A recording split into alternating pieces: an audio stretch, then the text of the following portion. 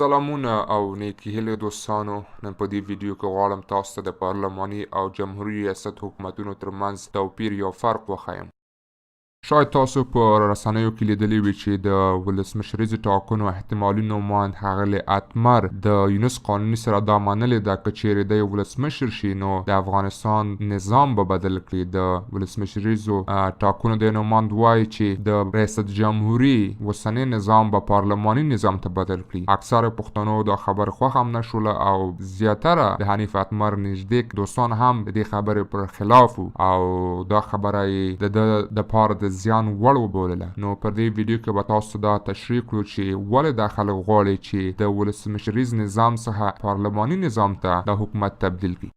په ولسمشري نظام کې ولسمشر نشي کولی ولسي جرګه د خپلې دورې تر ختمېدو مخکې منحل کړي، اما بیا په پارلماني نظام کې لومړی وزیر کولی شي ولسي جرګه د خپلې دورې تر ختمېدو مخه منحل کړي. په ولسمشري نظام کې د ولسمشر کاري موده مشخصه وي او په ډېرو هیوادونو کې د 2 دورو څخه زیات وخت ولسمشر نشي پاتېدلی، اما بیا په پارلماني نظام کې د لومړي وزیر لپاره کاري موده مشخصه نه ده ټاکل شوې او کولی شي بار صدر اعظم شي. ښه مثال یې د جرمني صدر اعظمه ده چې 14 کاله د جرمني د صدر اعظم په حیث باندې وظیفه اجرا کوي. په ولسمشري نظام کې د حکومت او دولت ټول چارې د ولسمشر په لاس کې وي، اما بیا په پارلماني نظام کې د حکومت مشر لومړی وزیر او د دولت مشر ولسمشر وي. د ولسمشرۍ نظام کې د حکومت مقننه، اجرایوي او قضایي ادارې د یو بل څخه خپلواکې وي، اما بیا په پارلماني نظام کې مقننه او اجرایي قوه سره نږدې اړیکې لري، اما قوه قضاییه بیا خپلواکه اداره وي. په ولسمشرۍ نظام کې بیا د حکومت ټولې چارې د ولسمشر په لاس کې وي. په پارلماني نظام کې حکومت چارې د 2 نفرو په لاس وي، ولسمشر او لومړی وزیر. اجرایي قوه مقننه قوه ته ځواب ورکوونکې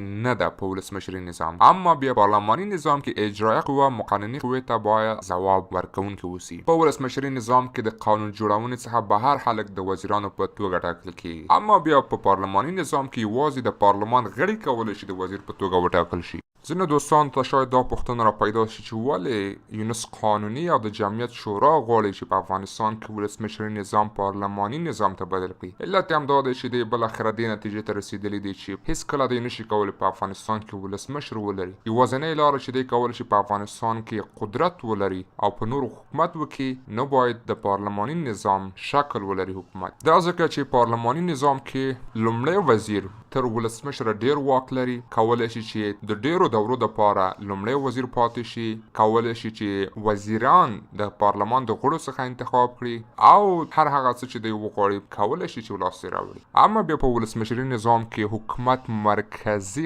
قوي وي او دوی نشي کولی چې په خپل سر باندې هر هغه څه چې وغواړي وکړي. نو همدا علت دی چې دی کوښښ کوي چې بالاخره د افغانستان نظام پارلماني نظام ته بدل کړي تر څو دی وکولی شي خپل شومو اهدافو ته ورسیږي.